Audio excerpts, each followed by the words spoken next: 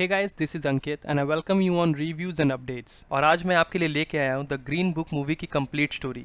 ये मूवी साल 2018 में रिलीज़ की गई थी और ये उस साल की one of the best movies में से एक है, जिसे 91st एकेडमी अवार्ड्स में बेस्ट पिक्चर और बेस्ट ओरिजिनल स्क्रीन प्ले के लिए ऑस्कर भी मिला और महेरशाला अली को बेस्ट सपोर्टिंग एक्टर के लिए भी ऑस्कर मिला। इस मूवी को आप सोनी लिव पे देख सकते हैं, जो इंग्लिश लैंग्वेज में अवेलेबल है।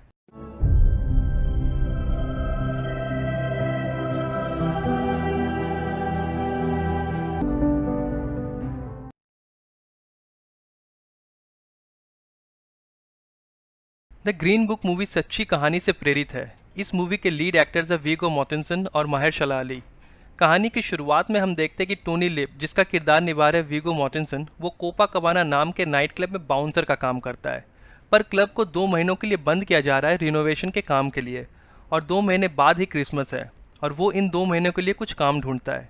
उसे फिर डॉक्टर डॉन शर्ली के ड्राइवर के काम के लिए इंटरव्यू पे बुलाया जाता है। डॉक्टर डॉन शर्ली, जिसका किरदार निभा रहा है महेरशाला अली, जो एक ब्लैक पियानिस्ट है, और उन्हें 8 सप्ताह के लिए एक ड्राइवर की ज़रूरत है क्योंकि वो इन 8 सप्ताह में यूएस के मिड वेस्ट और डीप साउथ भाग में कॉन्सर्ट करेंगे। टोनी जब इंटरव्यू के लिए पहुंचता है तो उसे अपना नाम टोनी लिप लिस्ट में नहीं मिलता। फिर हमें पता चलता है कि उसका पूरा नाम टोनी वेलालोंगा है और उसके दोस्त उसे टोनी लिप नाम से पुकारते हैं। टोनी जब इंटरव्यू के लिए पहुंचता है तो वो डॉक्टर डॉन शर्ली का घर देखकर चौंक जाता है। फिर शर्ली उसका इंटरव्यू लेता है और उसे बताता है कि वो कोई मेडिकल डॉक्टर नहीं बल्कि एक म्यूजिशियन है, पियानिस्ट, और वो एक कॉन्सर्ट टूर के लिए जाने वाला है और उसे अपना पूरा कार्यक्रम बताता है। शर्ली फिर टोनी से पूछता है कि उसे किसी ब्लैक गाय के लिए काम करने में कोई प्रॉब्लम तो नहीं। तो टोनी कहता है कि ऐसी कोई बात नहीं है, और वो बताता है कि पिछले ही दिनों वो और उसकी बीवी ने घर पे 2 ब्लैक लोगों को बुलाया था ड्रिंक्स पे, पर ऐसा कुछ हुआ था नहीं। टोनी के घर पे 2 ब्लैक लोग आए थे फ्लोर का काम करने के लिए और उसकी बीवी ने उन्हें ग्लास में पानी दिया था। फिर टोनी उस ग्लास को जिसमें उन लोगों ने पानी पिया था उसे उठा के कचड़े में फेंक देता है। मतलब टोनी को दिक्कत तो है ब्लैक लोगों से। आगे शर्ली टोनी को बताता है कि वो उसे पर वीक $100 देगा, पर उसे सिर्फ एक ड्राइवर नहीं बल्कि एक पर्सनल असिस्टेंट भी चाहिए जो उसके कपड़े आयरन कर सके और उसके जूते भी पॉलिश कर सके। पर यह सुनते ही टोनी उठ जाता है। तो फिर शर्ली कहता है कि उसने टोनी के काम के बारे में अच्छी बातें सुनी है और उसे टोनी का नाम रेकमेंड किया गया था इस काम के लिए। टोनी कहता है कि उसे शर्ली के साथ रोड में जाने में कोई प्रॉब्लम नहीं है, लेकिन वो कपड़े आयरन नहीं करेगा, ना ही जूते पॉलिश करेगा, और उसे वीक के $125 चाहिए। और वो ये भी कहता है कि वो डीप साउथ में कॉन्सर्ट करने जा रहा है और ज्योंकि वो ब्लैक है तो उसे वहाँ प्रॉब्लम्स तो होंगे, पर टोनी हैंडल कर लेगा। अगले दिन शर्ली टोनी को फ़ोन करता है और उसकी बीवी से बात कर बताता है कि वो उसके पति को 8 हफ्तों के लिए हायर कर रहा है और शर्ली टोनी को एज अ ड्राइवर अपॉइंट करता है। कहानी 1962 की है, जब अमेरिका के सदर्न पार्ट में रेसिज्म बहुत ज़्यादा हुआ करती थी, और शर्ली के म्यूज़िक कंपनी टोनी को एक ग्रीन बुक देती है जो कि एक गाइड है अफ्रीकन अमेरिकन ट्रैवलर्स के लिए, ताकि वो मोटेल्स, रेस्टोरेंट्स और गैस स्टेशन ढूंढ सके जो ब्लैक पीपल को सर्व करती हो, और इसी ग्रीन बुक के नाम पे इस मूवी का नाम रखा गया है। और फिर यहाँ से कहानी में रोमांच आता है कि कैसे 2 लोग जिनका स्वभाव एक दूसरे से बिल्कुल अलग है, जहाँ टोनी खुले मिजाज और मुंहफट है तो वहीं शर्ली शांत स्वभाव और डिसिप्लिन्ड है, तो वो 8 हफ्ते एक साथ कैसे रहेंगे। टोनी फिर बाकी के 2 मेंबर से मिलता है, ओलेग और जॉर्ज, जो डॉन शर्ली के कॉन्सर्ट का हिस्सा है और उन्हें डॉन शर्ली ट्रियो कहते हैं। टूर के पहले दिन ही दोनों में नोक झोंक शुरू हो जाती है, जहां शर्ली टोनी से कहता है कि उसका पियानो हमेशा स्टाइनवे का होना चाहिए और हर रात उसके रूम में कटी शार्क नाम की विस्की की बोतल होनी चाहिए। शर्ली फिर टोनी को गाड़ी में स्मोक न करने के लिए कहता है और उसे चुप रहने के लिए कहता है, पर टोनी इस पे भी चुप नहीं रहता और बकबक करते रहता है। वो लोग फिर अपने पहले डेस्टिनेशन पिट्सबर्ग पेंसिल्वेनिया पहुंचते हैं, जहाँ शर्ली टोनी से कहता है कि उसे अपने बात करने के तौर तरीकों को बदलना पड़ेगा क्योंकि उनका उठना बैठना बड़े लोगों के साथ होने वाला है, और उसे अपना लास्ट नेम वेलालोंगा से वैले करने को कहता है। पर टोनी राज़ी नहीं होता और वो कहता है कि वो शो के बाहर ही रहेगा। टोनी शर्ली को पियानो बजाते देख बहुत इम्प्रेस होता है और उसे जीनियस कहता है। आगे हम देखते हैं कि टोनी गाड़ी में लिटिल रिचर्ड, चबी चेकर और अरेथा फ्रैंकलिन के गाने बजाता है, पर वो ये सुन ताज्जुब रह जाता है कि शर्ली ने इनमें से किसी के भी गाने नहीं सुने, जबकि ये लोग ब्लैक है। फिर हम देखते हैं कि टोनी सिगरेट लेने जाता है तो उसे दुकान के बाहर कुछ पत्थर दिखते हैं जिसे बेचा जा रहा है, पर उनमें से एक पत्थर उसे नीचे गिरा हुआ दिखता है और उसे वो उठाकर पॉकेट में रख लेता है। फिर जब शर्ली को ये पता चलता है तो वो उसे पत्थर दोबारा रखने के लिए कहता है और फिर दोनों में बहस होती है और आखिरकार टोनी को वो पत्थर रखना पड़ता है। एक के बाद एक शोज़ होते रहते हैं और दोनों की नोक झोंक आगे भी चलती रहती है, और टोनी शो के लिए शर्ली की जो भी रिक्वायरमेंट्स रहती है वो उसका पूरा ध्यान रखता है। टोनी फिर शर्ली से उसके फैमिली के बारे में पूछता है तो शर्ली बताता है कि उसका एक भाई है पर दोनों अब एक दूसरे से टच में नहीं है और उसका डिवोर्स हो चुका है। शर्ली टोनी से पूछता है कि उसका नाम टोनी लिप कैसे पड़ा, तो वो बताता है कि बचपन से उसके दोस्त उससे बुलशिट आर्टिस्ट कहते थे, जिसके बाद उसका नाम टोनी लिप पड़ गया। इनका अगला डेस्टिनेशन केंटकी है, जहां टोनी को केंटकी फ्राइड चिकन दिखता है और वो केएफसी का बकेट खरीद लेता है। टोनी फिर ये सुन हैरान रह जाता है कि शर्ली ने कभी फ्राइड चिकन टेस्ट नहीं किया, जबकि ब्लैक लोगों को फ्राइड चिकन बहुत पसंद है। शर्ली फिर टोनी से कहता है कि उसकी सोच बहुत छोटी है। अगर दूसरे ब्लैक लोगों को एक पर्टिकुलर म्यूज़िक पसंद है और उन्हें फ्राइड चिकन पसंद है तो इसका ये मतलब नहीं कि उसे भी पसंद आना चाहिए।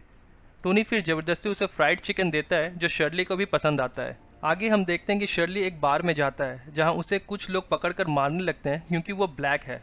फिर टोनी वहां पहुंचकर शर्ली को छोड़ने के लिए कहता है पर वो लोग नहीं मानते। फिर टोनी कहता है कि उसके पास गन है और अगर वो लोग उसे नहीं छोड़ते तो वो गोली चला देगा। उनमें से एक कहता है कि टोनी के पास गन नहीं है और वो ब्लफ कर रहा है, जबकि दूसरा आदमी कहता है कि अगर उसके पास गन हुआ तो। फिर वो लोग शर्ली को छोड़ देते हैं और टोनी शर्ली से कहता है कि वो अब से कहीं भी अकेले नहीं जाएगा। आगे हम देखते हैं कि शर्ली किसी प्राइवेट सेरेमनी में परफॉर्म करने पहुंचता है जहां उसकी बहुत इज्जत होती है, पर जब वो घर के वॉशरूम को यूज़ करना चाहता है तो उसे वो यूज़ नहीं करने दिया जाता और उसे घर के बाहर एक टेम्परेरी वॉशरूम को यूज़ करने के लिए कहा जाता है। फिर हम देखते हैं कि शर्ली टोनी की मदद करता है लेटर लिखने में, जो वो अपनी वाइफ के लिए लिखता है, और डॉक्टर शर्ली द्वारा मदद किए गए लेटर्स टोनी की वाइफ डोलोरस को बहुत पसंद आते हैं, जिससे वो अपने बाकी के फैमिली मेम्बर्स को भी सुनाती है जो उन्हें भी बहुत पसंद आते हैं। फिर हम देखते हैं कि शर्ली एक सूट ट्राई करने के लिए दुकान में एंटर करता है, पर दुकानदार उसे सूट ट्राई करने नहीं देता क्योंकि वो ब्लैक है। फिर रात में टोनी को पुलिस का कॉल आता है कि एक स्विमिंग पूल के मैनेजर ने शर्ली और एक वाइट गाय को गे एनकाउंटर में पकड़ा है, और टोनी किसी तरह उन पुलिस ऑफिसर्स को घूस देकर शर्ली को बचा लेता है। फिर हम देखते हैं कि टोनी अपने कुछ दोस्तों से मिलता है और वो टोनी से कहते हैं कि उसे शर्ली की नौकरी करने की ज़रूरत नहीं और उसे रात में बार में मिलने के लिए कहते हैं।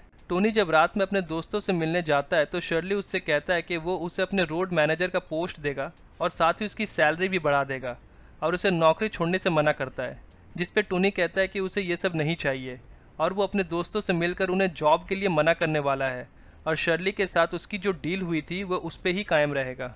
आगे हम देखते हैं कि एक रोज़ दो पुलिस वाले टोनी और शर्ली की गाड़ी रुकवाते हैं और उन्हें भला बुरा कहते हैं, और जब उनमें से एक पुलिस वाला टोनी को आपत्तिजनक बात कहता है तो टोनी उसे घूसा मार देता है, जिसके बाद उन्हें जेल में बंद कर दिया जाता है।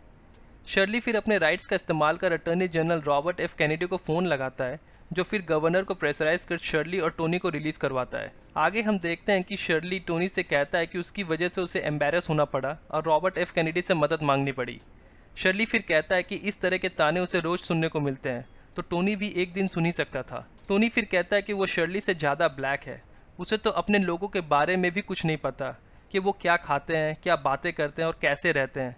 जहाँ शर्ली अपने महल में रहता है तो वो सड़क पे उनकी बातें बहस में तब्दील हो जाती है और शर्ली गाड़ी से निकल जाता है। शर्ली फिर कहता है कि हाँ वो महल में रहता है मगर अकेले। वो अमीरों के लिए कॉन्सर्ट करता है, पर जैसे ही वो स्टेज से उतरता है वो उन्हें दूसरे लोगों के तरह ही ट्रीट करते हैं क्योंकि वही उनकी संस्कृति है। उसे उनके अपने लोग भी अपनाते नहीं क्योंकि वो उन जैसा नहीं है। फिर वो टोनी से कहता है कि अगर वो वाइट नहीं, ब्लैक नहीं, मर्द नहीं तो फिर क्या है। आगे हम देखते हैं कि शर्ली और टोनी एक मोटेल में पहुंचते हैं जहां शर्ली उसके लेटर लिखने में हेल्प करना चाहता है, पर फिर वो देखता है कि टोनी लेटर लिखना सीख चुका है। टोनी फिर शर्ली से कहता है कि उसे अपने भाई को लेटर लिखना चाहिए। शर्ली कहता है कि अगर उसका भाई उससे बात करना चाहता है तो उसे उसका एड्रेस पता है। टोनी फिर कहता है कि वो वेट नहीं करता क्योंकि दुनिया अकेले लोगों से भरी हुई है और वो लोग पहला कदम उठाने से ही डरते हैं। फिर हम देखते हैं कि शर्ली अपने आखिरी कॉन्सर्ट के लिए बर्मिंघम एलाबामा पहुंचता है, जहां उसकी कार को गेस्ट ऑफ ऑनर की पार्किंग स्पॉट दी जाती है। टोनी डिनर कर रहा होता है कि ओलेग और जॉर्ज भी उसको ज्वाइन करते हैं। टोनी ओलेग से कहता है कि वो समझ नहीं पाता कि डॉक्टर शर्ली इतना कुछ क्यों सहते हैं, जिस पे ओलेग कहता है कि सिर्फ जीनियस होना ही काफ़ी नहीं क्योंकि लोगों के हृदय को बदलने के लिए साहस की भी ज़रूरत होती है। आगे हम देखते हैं कि जिस रेस्टोरेंट में शर्ली परफॉर्म करने वाला है उसे उस रेस्टोरेंट के डाइनिंग रूम में एंटर नहीं करने दिया जाता, जिस पे टोनी रेस्टोरेंट के मैनेजर को धमकाता है और शर्ली उस रेस्टोरेंट में परफॉर्म करने से मना कर देता है। और फिर वो लोग ऑरेंज बर्ड नाम के क्लब में पहुंचते हैं जो ब्लैक पीपल को सर्व करते हैं, और फिर वहां शर्ली परफॉर्म करता है और कुछ देर बाद वहां के बैंड भी उसे ज्वाइन करते हैं, जहां उनके म्यूज़िक के लिए उन्हें बहुत सराहना मिलती है। रेस्टोरेंट से निकलने के बाद टोनी अपनी गन निकालकर फायर करता है क्योंकि दो लोग उन्हें अटैक कर उनका सामान चोरी करने के लिए वेट कर रहे थे, जिसका मतलब क्लब में टोनी के पास गन था और वो ब्लफ नहीं कर रहा था। शर्ली फिर कहता है कि वो लोग अगर अभी न्यूयॉर्क के लिए निकलते हैं तो क्रिसमस ईव तक ज़रूर पहुंच जाएंगे। और ये भी कहता है कि उसे पता है कि उसने वो पत्थर दोबारा नहीं रखा था और उस पत्थर को बाहर रखने के लिए कहता है। टोनी फिर न्यूयॉर्क के लिए निकलता है पर वो काफ़ी थका हुआ है, तो बाकी की जर्नी में शर्ली गाड़ी चलाता है और क्रिसमस की रात तक टोनी अपने घर पहुंच जाता है। टोनी फिर शर्ली को अपने घर आने के लिए इन्वाइट करता है पर वो उसे मना कर अपने घर चले जाता है। थोड़ी देर बाद हम देखते हैं कि शर्ली टोनी के घर पहुंचता है जहां उसका स्वागत होता है। अगर आपने ये मूवी देखी है तो कमेंट सेक्शन में हमें बताएं कि आपको ये मूवी कैसी लगी, और अभी तक नहीं देखी तो ज़रूर देखें क्योंकि इस तरह की मूवीज़ बहुत कम बनती है और मूवी ख़त्म होते होते ये आपके चेहरे पे एक मुस्कान छोड़ जाएगी। अगर आपको ये वीडियो अच्छी लगे तो इसे लाइक ज़रूर करना और अपने फैमिली और फ्रेंड्स के साथ शेयर करना। आगे आने वाले वीडियोज़ के लिए चैनल को सब्सक्राइब करना ना भूलें।